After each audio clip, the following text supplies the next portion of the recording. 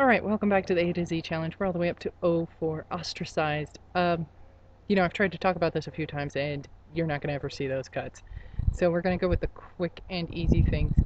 It turns out that people get ostracized in the writing community for not having oftentimes the same beliefs as other people. So there's a popular belief set, and this isn't one of those talks where I tell you that you should go with the crowd and keep your head down. No, you should definitely be yourself. But maybe what you shouldn't do is, like, if, for instance, you're a raging liberal, maybe you shouldn't jump into a raging conservatives party and just go crazy with your political views.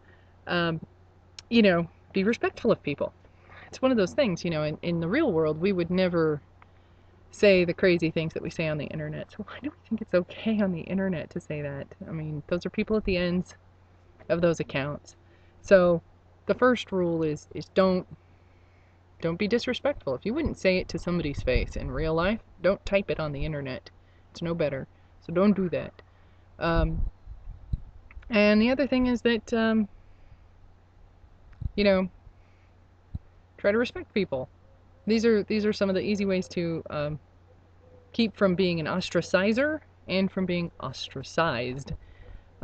There's a whole other set of things, though, that you can do that basically boil down to be nice, play nice. And if you're not interested in being nice or playing nice, that's your business. Just understand that if you're drawing targets on yourself, people will fire at you. But at this point, there's another thing that you have to consider as a writer. Everything that you say and do is going to somehow reflect into your work. This is a really big problem at the moment because we have some amazing creations that are attached to some people who are perhaps not so amazing. And we've seen it in a lot of different professions, and we're starting to really see it in writing, perhaps more than we used to. But, if you don't doubt this, ask anyone who's a real fan of Ender's Game to tell you about Orson Scott Card, because it's pretty uncomfortable. It turns out Orson Scott Card has some pretty strongly conservative, I think I'm going to say, even though that's not really quite true, strongly conservative points of view that he has written about and talked about and funded about really heavily, and that's his right. It's his money. He gets to do what he wants with it. He gets to push the political agenda that he wants. However, he wrote this really amazing book that I really enjoyed reading when I was a kid. And I really enjoyed reading it a lot when I was a kid. And I sort of feel like it kind of ruined the book to know about the person behind it. So that I have very mixed feelings about it. So, yeah. His opinions definitely color how I feel about that work. I loved that work, and it's kind of like it's a little bit ruined for me. It's sort of forbidden fruit.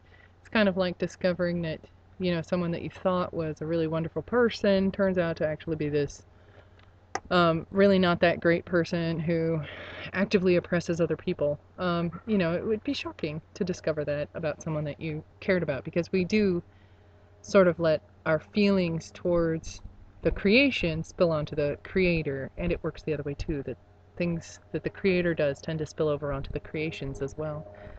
So, yeah. So ostracizing is something that happens sort of in our mob-like mentality, and it's hard to avoid because of the way that the internet has made us both connected and disconnected. I mean, I'm sitting here alone, well, I'm standing here alone making a recording, and you are probably not in a large group of people. You're probably sitting at your computer right now watching this by yourself. So even though there are a whole bunch of people on the internet, you're very alone there sometimes, and the writing community can be very unforgiving. Mosquito. Alright, I think that's all I have for you tonight. I will see you guys tomorrow.